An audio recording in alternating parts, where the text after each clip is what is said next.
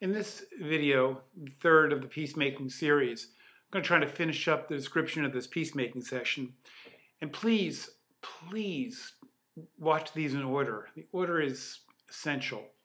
At this point in the peacemaking session, the father has spoken, the mother has spoken, and then the brother spoke. And the brother spoke also from a healing perspective. And the brother spoke about his own history of substance abuse. And I mentioned that the brother's wife was with him as long as several children. I forgot to mention that in the beginning. And the brother spoke about how he was able to overcome his addiction to alcohol through the Bible and through Jesus.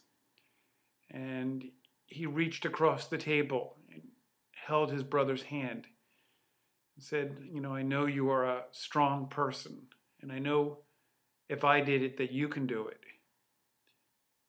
And the two brothers looked at into each other's eyes. And, the one brother who sort of had a job and was supporting a family, and the other brother, the one in jail for breaking his mother's jaw and arm, looking so sorrowful. When his father spoke, and I said that in the second of the peacemaking series, the young man who avoided eye contact with his mother put his head down on the table, and I was sitting right by him, and he was saying that he wanted to die.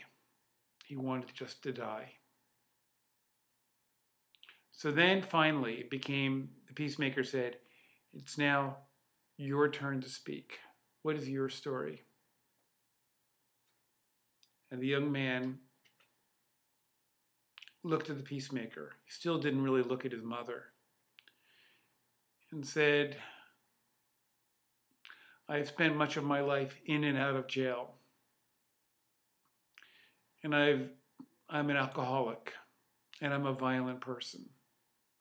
And every time I got into trouble, even in middle school and high school, my parents would run to the jail and bail me out. But this time they didn't. And I thank them, he said, for not bailing me out. Because in jail, I live with the shame of not only what I did, but of my life. And he said that there was another guy in jail who was there for murder.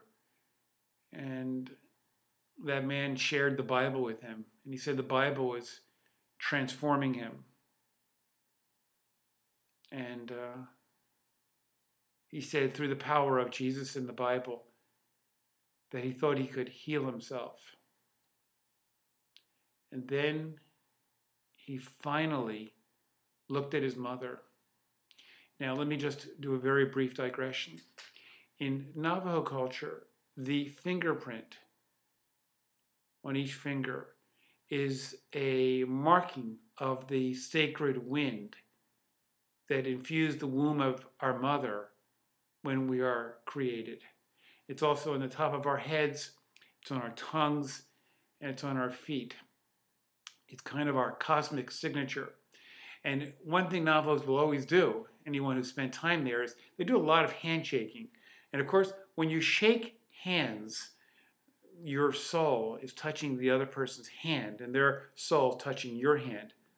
But when you touch like this, your soul is directly touching the soul of the other. And he looked at his mother, and he said, I am an artist. And he said, I've always been an artist of sunsets. And in Navajo culture, although healings always take place at night, night is also when the dark spirits are most active. So when he said, I'm an artist of sunsets, he really was saying I'm an artist of, the dark side. And he said, from this point forward, I will be an artist of sunrises. And he held his hand out and asked his mother to touch her hand to his. And he looked at her. And he looked at her straight in the eye. And he said, I am sorry for being who I am for being not the person you dreamed of, for being such a disappointment. I am sorry for that. And he said, but I ask you for your forgiveness. And he said, on this day forward, I will never drink again. I will never strike another again. I pledge you that. And he looked at both parents and he said, I am pledged to you in love, in harmony, and in hojo. Everyone around the table was weeping and crying. And in order to break this extremely solemn moment, the peacemaker said another joke, and everyone laughed, and the solemnity was broken. And the son signed a form where he made his pledge. And the peacemaker said, do you want to go to substance abuse rehabilitation? And the son said, yes, I do. I have a problem and I need help. He was not told that he had to go.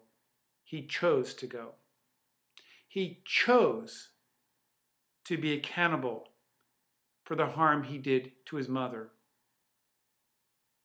He chose this. And this is what justice is. Justice is recognizing the effect we have on others. And justice is to take actions to remedy the harm and to correct the situation. And this is what peacemaking did. It was an accountable system.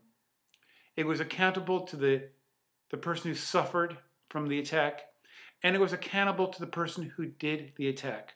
Because the real problem for justice is not so much the victims, but the perpetrators.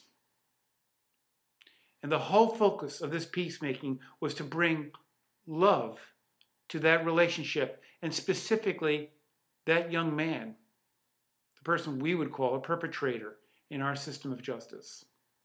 They would never use that language in the Navajo land. So when it was all done, we all hugged, and even I was included in the hug.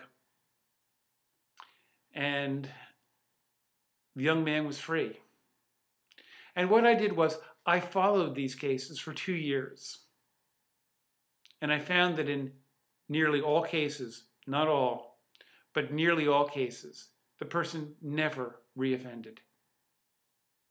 Compare that with our own system of justice, where there is no justice. There's just punishment, and there's just processing. There's no emotion. The Navajo process is about feeling in harmony and balance where there has been conflict, and there always will be conflict. We need to know how to deal with conflict. And notice that in your own conflicts, when you attack another, why don't you do the dishes? Why aren't you more helpful? We're starting from aggression. And that's how we do it in our world. The Navajo started from love. The mother said, "You are my son. I rocked you in my arms." She used the power of memory, the memory of connection. And I saw this so many times in Navajo land. The power of memory, of shared memory, is we don't know it until we're in it. And this is one of the weaknesses I find that in Advaita or Buddhism, it doesn't use this feeling of humanity. There's such humanity to the Navajo system. So I hope, we've all gotten something out of this. A new approach to conflict resolution. And if you want to know more about this, I have a bunch of links, not necessarily on my blog, although I should put them on. But if you are interested in learning more, contact me, and I'll be happy to help. Thank you for watching these peacemaking videos.